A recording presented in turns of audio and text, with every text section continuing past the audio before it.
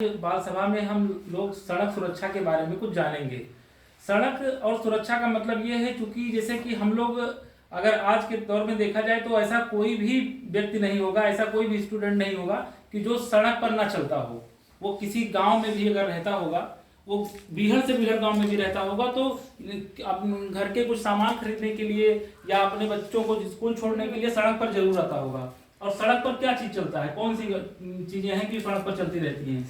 गाड़ियां चलती रहती हैं, मोटर चलते हैं, स्कूटर चलते हैं, 2 पहिया, 3 पहिया, 4 पहिया और यहाँ तक कि 10 पहिया के भी वाहन, जैसे जो ट्रक वगैरह हैं, वो बड़े वाहन चलते हैं। तो हमारी लोगों की जो जिम्मेदारी है वो क्या होनी चाहिए सड़क के बारे में, कि सड़क के नियमों का पालन करना चाहिए।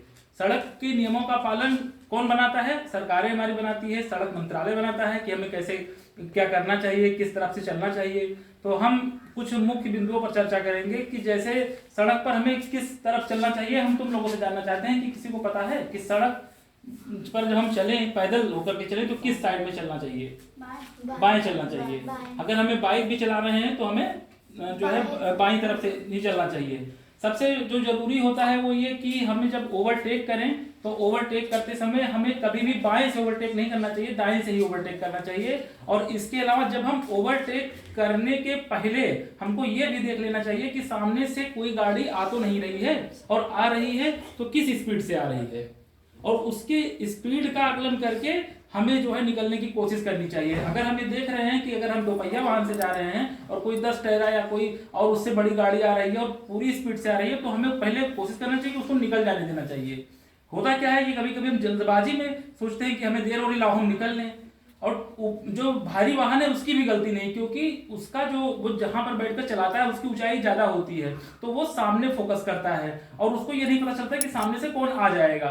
तो इस वजह से हमें इस चीज का ध्यान रखना चाहिए कि जब भी हम क्रॉस करें ओवरटेक करने के लिए, चाहे 2 पहिया हो, चाहे 4 पहिया से हो या पैदल ही हो, तो ये देख लें कि कौन सी गाड़ी आ रही है, और आ रही तो हमसे कितनी दूर है।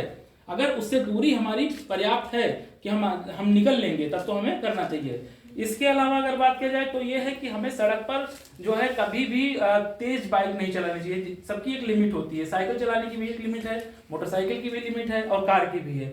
हमें ओवर स्पीडिंग नहीं करनी चाहिए, कभी भी नशे में होकर के गाड़ी नहीं चलानी चाहिए।